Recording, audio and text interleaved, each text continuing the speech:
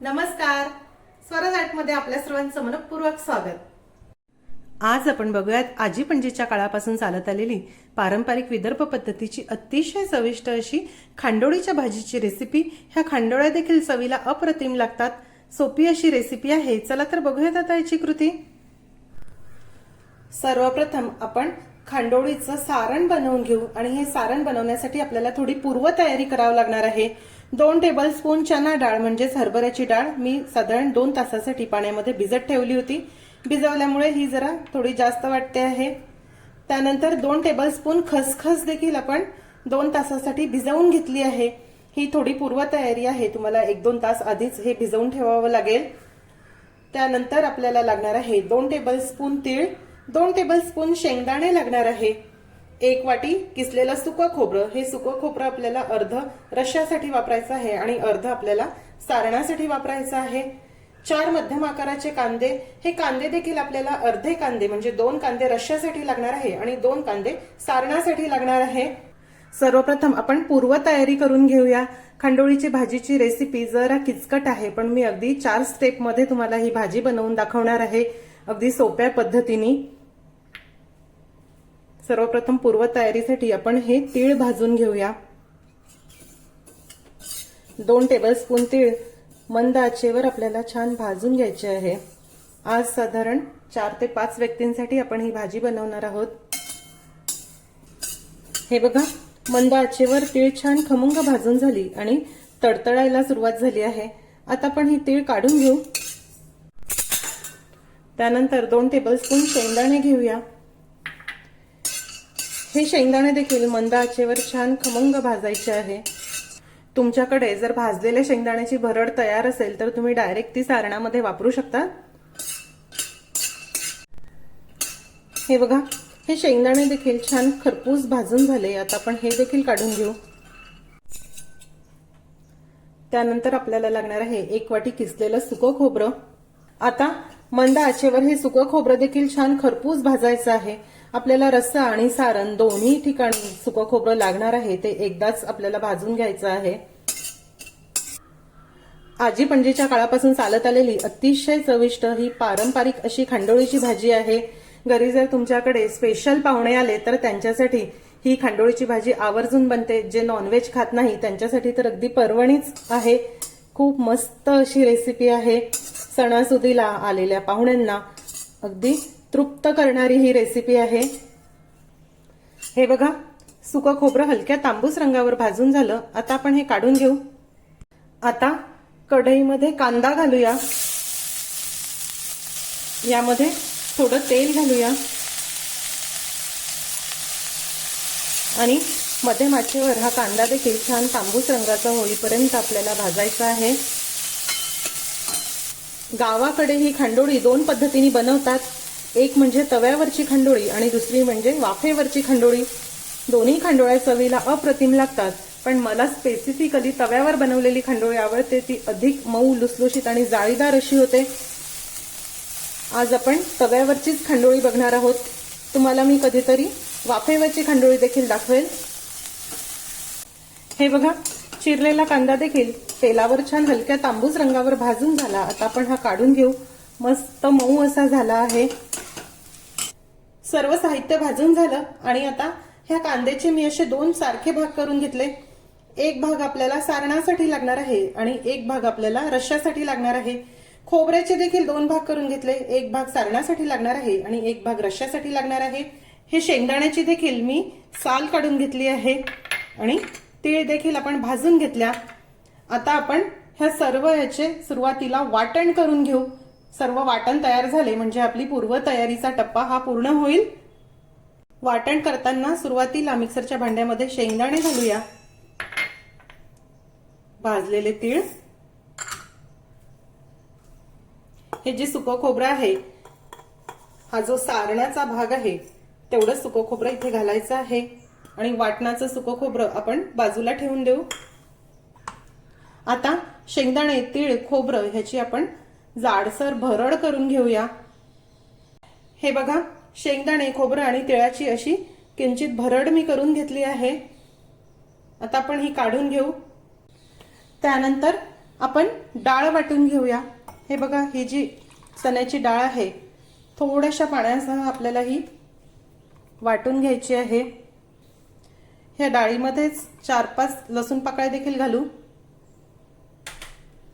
आता ही डाळ देखील आपण वाटून घेऊया। हे बघा, डाळ मी या पद्धतीने वाटून घेतली। आता आपण ही काढून घेऊया। त्यानंतर याच भांड्यामध्ये भिजवलेली खसखस देखील वाटून घेऊ। डाळ आणि खसखस आपल्याला वेगवेगळी वाटायची आहे, कारण डाळीसोबत खसखस नीट बारीक होणार नाही। अगदी फाईन अशी ही खसखस आपल्याला वाटायची आहे। हे बघा, ही खसखस देखील वाटून झाली आहे। आता ह्यातील अर्धी खसखस आपण काढून घेऊ। वाटलेल्या खसखसपैकी अर्धी खसखस मी या वाटीमध्ये काढून घेतली आहे आणि अर्धी खसखस या भांड्यामध्येच ठेवली आहे। आता यामध्ये आपल्याला रश्श्यासाठीचं वाटण करून घ्यायचं आहे, म्हणजे खसखस देखील आपल्याला अर्धी सारणामध्ये घालायची आहे आणि अर्धी रश्श्यामध्ये घालायची आहे। या खसखसमध्येच आता आपल्याला उरलेलं सुकं खोबरं घालायचं आहे। हा जो कांदा आहे, ह्या कांद्यापैकी अर्धा कांदा देखील घालायचा आहे। सारणाचा जो कांदा आहे तो आपल्याला वाटायचा नाही, तो आपण असा अख्खाच सारणामध्ये घालणार आहोत। अर्धा इंच आलं आणि 10 ते 12 लसूण पाकळ्या घालूया। कोथिंबीर घालायची आहे। आता मिक्सरला हे रश्श्याचं वाटण देखील आपण वाटून घेऊ। हे बघा, रश्श्याचं वाटण देखील वाटून झालं। इथे सर्व वाटण तयार झाले आहे।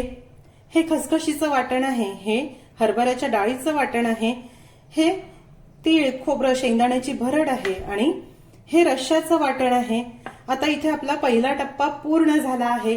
आता दुसऱ्या टप्प्यामध्ये आपण सारण कसं बनवायचं ते बघूया। सारणासाठी कढईमध्ये 1 टेबलस्पून तेल गरम करायला ठेवलं आहे। तेल गरम झालं की त्यामध्ये थोडी मोहरी घालूया, थोडे जिऱ्याचे दाणे, थोडी हळद घालूया, थोडा हिंग।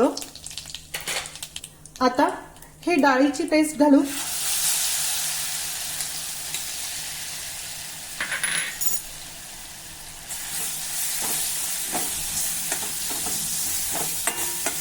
हे छान मिक्स करायचं आहे। खसखशीची पेस्ट देखील घालूया।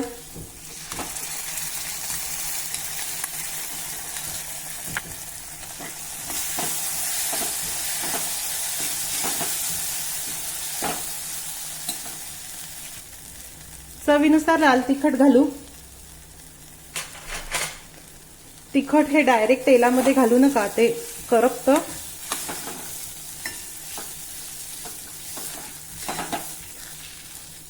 मंद आचेवर आता हे आपल्याला छान परतत राहायचं आहे। हे बघा, डाळ आणि खसखस ही छान परतून झाली आहे आणि थोडी सुटसुटीत अशी झाली आहे। आता यामध्ये अर्धा टीस्पून जिरेपूड घालूया, अर्धा टीस्पून धणेपूड घालू। भाजलेलं खोबरं, तीळ आणि दाण्याची भरड घालूया। भाजलेला कांदा देखील घालायचा आहे। चवीनुसार मीठ घालूया। आता सर्व एकजीव करून घेऊ।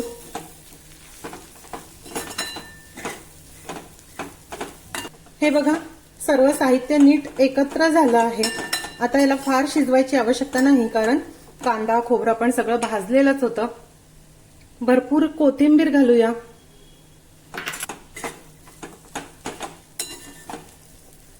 सारण तयार आहे। आता हे सारण आपण थंड होण्यासाठी एका ताटामध्ये काढून घेऊ। त्यानंतर खांडोळीचं कव्हर म्हणजेच धिरडं बनवण्यासाठी आपल्याला लागणार आहे सपाट वाटी बेसन। या बेसनाला पुरेल एवढंच तिखट घालूया। चवीनुसार मीठ, आपण सारणामध्ये देखील मीठ घातलं आहे, त्यामुळे थोडं कमीच यामध्ये तिखट मसाले मीठ घालायचं आहे। अर्धा टीस्पून जिऱ्याची पूड, अर्धा टीस्पून धणेपूड, अर्धा टीस्पून ओवा घालूया, चिमूटभर हळद,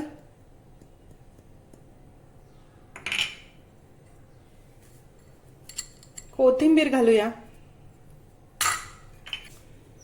सर्व साहित्य नीट मिक्स करून घेऊ.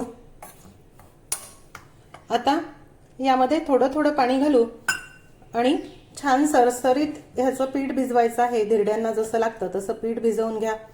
खूप पातळ नाही आणि खूप घट्ट देखील नाही. तुम्ही जर हे खूप घट्ट भिजवलं तर धिरडी जाड जाड येतील आणि खूप पातळ असलं तरी देखील ते छान होणार नाही. हे बघा, धिरड्याचं पीठ भिजवून झालं आहे. ह्या पद्धतीची कन्सिस्टन्सी आपल्याला याची हवी. आता 2 मिनिट हे जरा मुरल्यानंतर आपण ह्याचे धिरडे काढून घेऊ. धिरडे भाजण्यासाठी इथे मी तवा गरम करायला ठेवला आहे. तव्यावर थोडंसं तेल लावून घेऊ.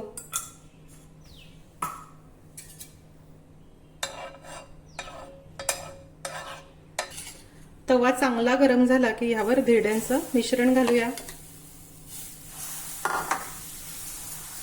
पसरवून घेऊ. गॅसची फ्लेम ही मध्यम ते मोठीच ठेवा म्हणजे याला छान जाळी पडते.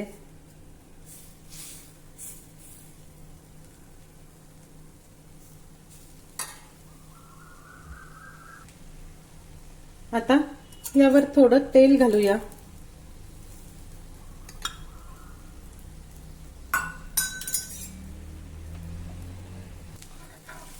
हळूच आता आपण ह्याची खालची बाजू सोडवून घेऊ आणि हे धिरडं असं पलटून घेऊ. बघा किती छान रंग याला आला आहे. ह्याच पद्धतीचं हे आपल्याला हवं. वरती देखील थोडं तेल घालूया.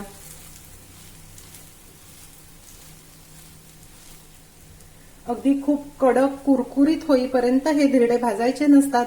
तुम्ही जर खूप कडक कुरकुरीत होईपर्यंत हे धिरडे भाजले तर त्याचा रोल होणार नाही, खांडोळी तयार करता येणार नाही. हे बघा, ह्याची बाजू मी आता पलटून घेतली आहे आणि यावर आता हे जे सारण आहे हे आपल्याला पसरवायचं आहे. आता गॅसची फ्लेम लहान करा. मंद आचेवर आता हे आपल्याला असं छान यावर पसरवून घ्यायचं आहे.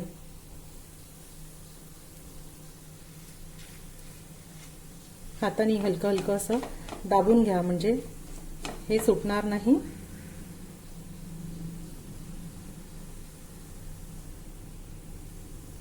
आणि आता तव्यावरच ह्याचा असा आपल्याला रोल करायचा आहे.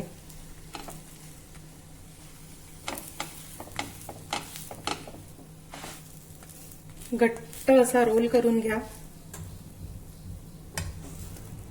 आता आपण हे काढून घेऊ.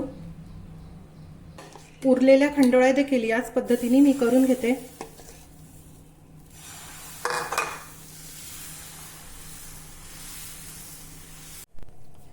तयार झालेली खांडोळी आता आपण कापून घेऊ. तुम्हाला आवडतील तसे लहान मोठे मध्यम ह्याचे काप तुम्ही करून घेऊ शकता. हाताने असं आपल्याला हे जरा दाबायचं आहे म्हणजे सारण बाहेर न येता ह्याचे काप होतील.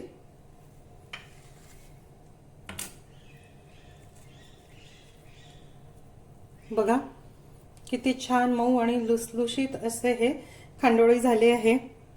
सारण देखील अगदी गच्च आतपर्यंत पोचलं आहे.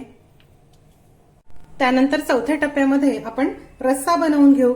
त्यासाठी इथे साधारण 4 टेबलस्पून तेल गरम करायला ठेवलं आहे. त्यामध्ये आता हे आपण केलेलं कांदा, खोबरं, खसखस, आलं, लसूणचं वाटण घालूया.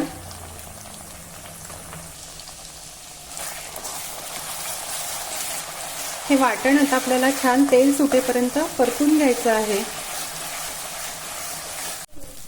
हे बघा, वाटणाला छान तेल सुटलं आहे. आता यामध्ये अगदीच चिमूटभर हळद घालूया. चवीनुसार लाल तिखट, 1 टीस्पून खडा मसाला घालूया.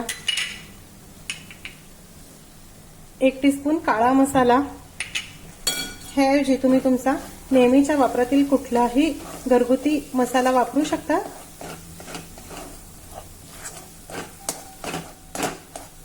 सर्व मसाले देखील छान परतायचे आहे.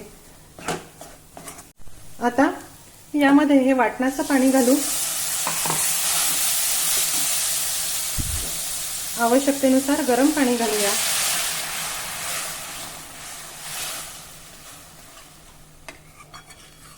तुम्हाला हा रस्सा किती दाटसर किंवा किती पातळ हवा त्यानुसार यामध्ये पाणी घाला. थोडा पातळ रस्सा छान वाटतो. हे बघा, ह्या पद्धतीने. आता यामध्ये चवीनुसार मीठ घालूया आणि रश्श्याला छान उकळी काढून घेऊ. रश्श्याला अगदी खळखळून उकळी आली आहे. आता आपण गॅस बंद करूया. सर्वात शेवटी यामध्ये कोथिंबीर घालू.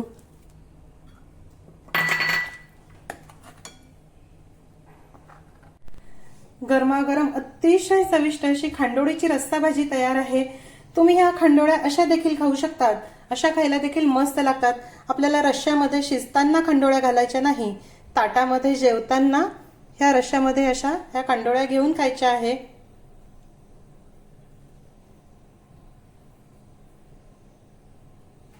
पोळी, भाकरी, भातावर खायला हा खांडोळी रस्सा खूप मस्त लागतो.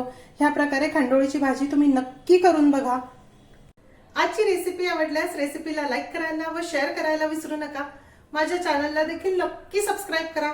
अशीच एक छानशी रेसिपी घेऊन भेटूया स्वराजच्या पुढच्या भागामध्ये. तोपर्यंत चवीने खा आणि निरोगी राहा.